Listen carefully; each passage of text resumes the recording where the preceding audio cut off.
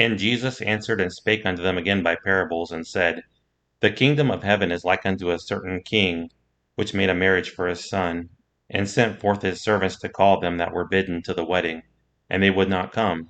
Again he sent forth other servants, saying, Tell them which are bidden, Behold, I have prepared my dinner. My oxen and my fatlings are killed, and all things are ready. Come unto the marriage. But they made light of it, and went their ways, one to his farm, and another to his merchandise. And the remnant took his servants, and entreated them spitefully, and slew them. But when the king heard thereof, he was wroth, and he sent forth his armies, and destroyed those murderers, and burned up their city. Then saith he to his servants, The wedding is ready, but they which were bidden were not worthy. Go ye therefore into the highways, and as many as you shall find, bid to the marriage. Those servants went out into the highways, and gathered together all as many as they found, both bad and good, and the wedding was furnished with guests. And when the king came in to see the guests, he saw there a man which had not on a wedding garment. And he saith unto him, Friend, how camest thou in hither not having a wedding garment? And he was speechless. Then said the king to the servants, Bind him hand and foot, and take him away, and cast him into outer darkness. There shall be weeping and gnashing of teeth. For many are called, but few are chosen. Then went the Pharisees and took counsel how they might entangle him in his talk. And they sent out unto him their disciples with the Herodians, saying, Master, we know that thou art true, and teachest the way of God in truth. Neither carest thou for any man, for thou regardest not the person of men. Tell us therefore, what thinkest thou? Is it lawful to give tribute unto Caesar or not? But Jesus perceived their wickedness, and said, Why tempt ye me, ye hypocrites? Show me the tribute money. And they brought unto him a penny. And he saith unto them, Whose is this image and superscription?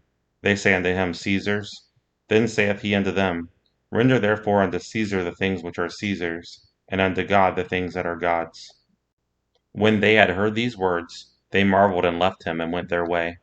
The same day came to him the Sadducees, which say that there is no resurrection, and asked him, saying, Master, Moses said, If a man die having no children, his brother shall marry his wife, and raise up seed unto his brother.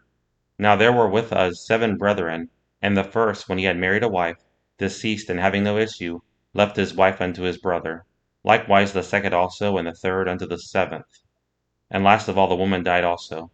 Therefore, in the resurrection, whose wife shall she be of the 7? For they all had her. Jesus answered and said unto them, You do err, not knowing the Scriptures, nor the power of God. For in the resurrection they neither marry, nor are given in marriage, but are as the angels of God in heaven. But as touching the resurrection of the dead, have ye not read that which was spoken unto you by God, saying, I am the God of Abraham, and the God of Isaac, and the God of Jacob? God is not the God of the dead, but of the living. And when the multitude heard this, they were astonished at his doctrine. But when the Pharisees had heard that he had put the Sadducees to silence, they were gathered together. Then one of them, which was a lawyer, asked him a question, tempting him, and saying, Master, which is the great commandment in the law? Jesus said unto him, Thou shalt love the Lord thy God with all thy heart, and with all thy soul, and with all thy mind. This is the first and great commandment. And the second is like unto it, Thou shalt love thy neighbor as thyself. On these 2 commandments hang all the law and the prophets. While the Pharisees were gathered together, Jesus asked them, saying, What think ye of Christ? Whose son is he? They say unto him, The son of David.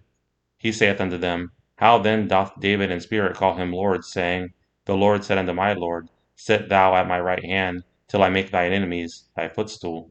If David then called him Lord, how is he then his son? And no man was able to answer him a word, neither durst any man from that day forth ask him any more questions.